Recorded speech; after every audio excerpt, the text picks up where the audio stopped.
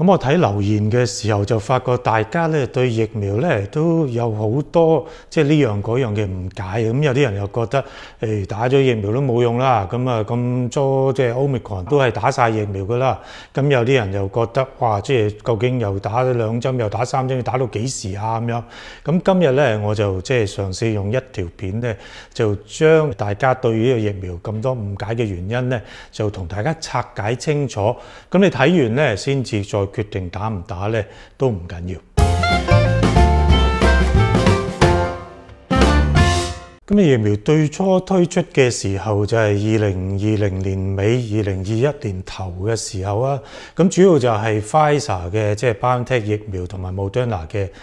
疫苗，咁兩種都係 mRNA 疫苗啦。咁呢兩種疫苗咧初初推出嚟咧，藥廠俾我哋嘅數字咧，咁大家都記得啦。呢個疫苗點解會咁快研發到出嚟？係因為 Donald Trump 嗰個 Operation Warp Speed 啊嘛，即係話咧要即係令藥廠咧就冇財政上嘅後顧之憂，叫佢哋咧就盡全力咧就盡最短時間之內發展個疫苗出嚟用。所以咧疫苗咧就好快咧就研發咗出嚟啦。最初出嚟嘅數字咧就係話防止感染啊，同呢個防止重症嘅能力咧都係95% 咁樣啊嘛，或者90幾% 啦。咁我都詳細啲講下究竟咩防感染、防重症究竟代表啲乜嘢啦。咁首先大家要知道咧，就即係簡單嚟講啦，我哋嘅免疫系統可以分兩部分嘅，一部分咧就係我哋嘅抗體，咁啊即係嗰啲 antibody 啦。咁抗體咧就係即係第一道防線，即係話如果病毒啊細菌想侵入你個身體嘅時候咧，身體嗰個抗體夠高嘅話咧，針對某一種病毒嚟講，你抗體夠高咧，高到一個地步咧就直情病毒如果真係埋身嘅話咧，佢埋身基本上咧就可以埋身就彈開，埋身就彈開，佢完全入侵唔到我哋嘅，咁樣意思。咁呢個抗體反應咧，一般嚟講打咗針之後上升一段時間咧，跟住可能好快就會下降，咁呢個保護能力咧就會減低。咁免疫系統嘅第二部分咧就係我哋嘅細胞免疫系統，我哋 cellular immunity 啦。細胞免疫系統咧就即係主要就係一大堆嘅白血球啦，有唔同嘅作用咁樣嘅。咁佢哋嘅作用咧就係話，即係當呢個病毒已經入咗身體㗎啦，已經入侵咗啦，咁我開始咧就侵入啲細胞，喺細胞裏面破壞、複製自己出嚟咧，令到我哋嘅身體受損。咁呢個咁嘅細胞免疫系統咧就會出嚟干涉㗎啦。咁干涉嘅做法咧，簡單講就係話，即係佢可以咧就直情，譬如呢個細胞俾病毒感染咗，裏面有病毒咧，佢認得佢出嚟咧，咁佢就會將佢揾出嚟咧，就連細胞連埋病毒一齊清咗佢咁樣，咁從而咧阻止呢啲病毒傷害我哋嘅身體，令到我哋發病甚至死亡嘅。簡單嚟講咧，就係細胞免疫系統咧，就係幫我哋防止重症啦。呢個部分嘅免疫系統持久能力係長一啲嘅，咁即係唔會話抗體咧好短時間咧佢就升高之後又降翻低咁樣嘅，即係打咗針之後細胞免疫系統咧就會一路持續比較長嘅時間。咁當初呢啲咁嘅 mRNA 疫苗咧出嚟個數字就係話防止感染又90幾個%，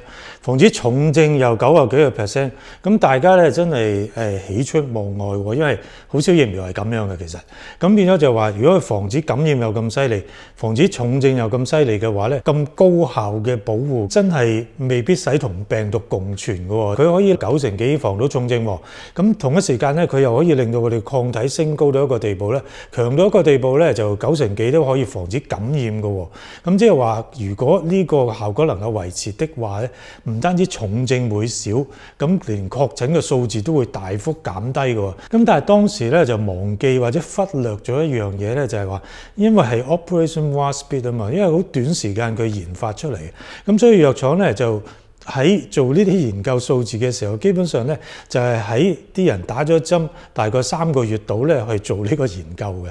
咁3個月嘅話咧，就話嗰啲人嗰個抗體反應咧就啱啱升高咗，就未跌翻落嚟喎。咁即係話嗰刻嗰個保護能力咧，未必能夠保持嘅，因為隨住時間過去，抗體嘅量會慢慢就越嚟越少，咁變咗防止感染嘅能力咧就會越嚟越低㗎啦。咁但係咧就細胞免疫系統嗰邊咧應該都可以繼續維持到，咁所以個防重症能力咧係一路都還可以嘅。另一樣嘢我哋忽略咗咧就係病毒 RNA 病毒嘅特性，就係話佢不斷變種啊。咁慢慢咧尤其是嘅免疫系統抗體嗰部分咧，佢淨係認到即係當初譬如打針引發嗰個 spike protein 嗰個棘蛋白個樣嘅啫。咁如果佢稍微有啲變化咧，佢都認唔到㗎啦。咁好快咧，抗體防止新嘅變種病毒感染個能力就更加會削弱咗。所以大家就會開始慢慢發覺，咦，咁多打咗針嘅人咧，都仍然受感染嘅喎。不過呢扎人裏面咧，其實咧就相當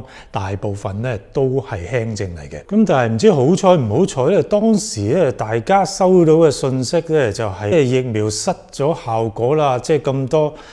所謂 breakthrough 啦，咁但係其實呢啲唔係真係 breakthrough，即係應該 breakthrough 咧就係話，如果你打咗針感染咗之後，大部分都係重症咁先叫 breakthrough 啊嘛。打咗針之後再感染係輕症，其實唔係 breakthrough喎。總之點講都好啦，當時咧就大家有個印象就係覺得即係打咗針都好似冇效果啦，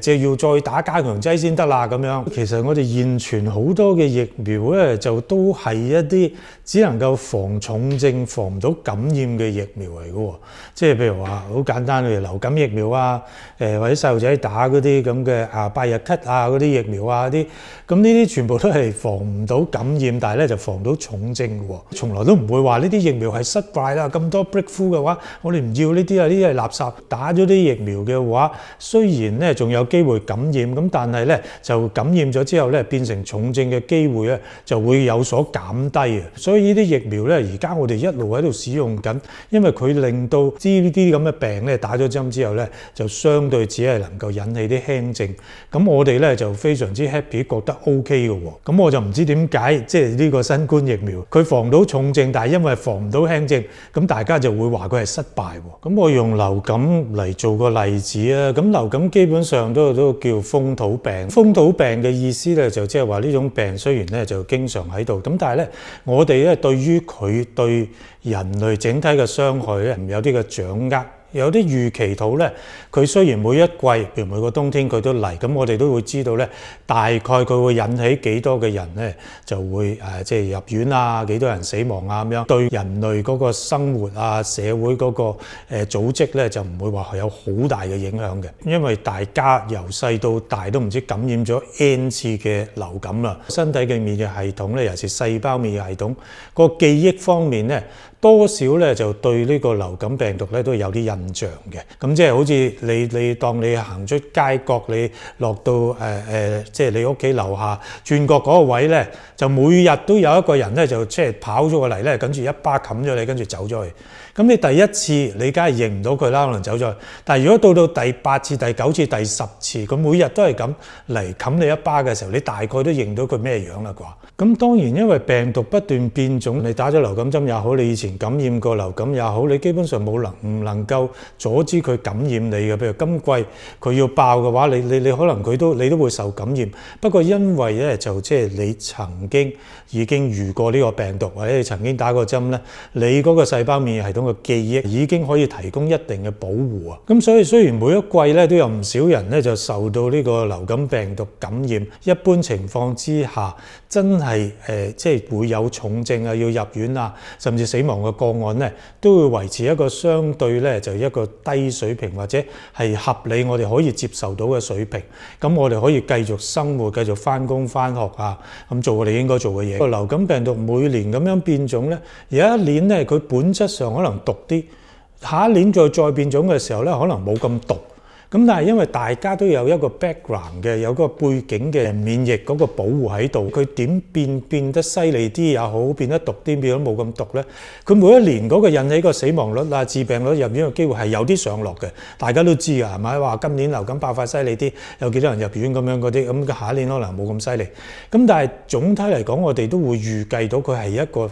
可以接受嘅範圍之內，因為我哋已經有流感針啊嘛，針對流感病毒，我哋亦都有嗰啲藥物啊，即係譬如特敏福啊。嗰年嗰個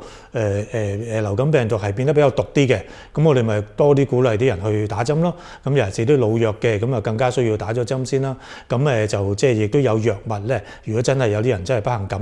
染，為咗防止佢重症咧，我哋有藥俾佢，就可以減低咗。咁啊可以將整體個疫情咧就控制喺一個可以接受嘅水平。咁大家咧可以繼續生活。咁至於有啲人話，你而家已經打2針，而家又話第3針，咁你究竟打到第幾針啊？咁樣會唔會不斷打落去啊？嗱，呢樣嘢咧當然就好難有一個定案，不過咧我就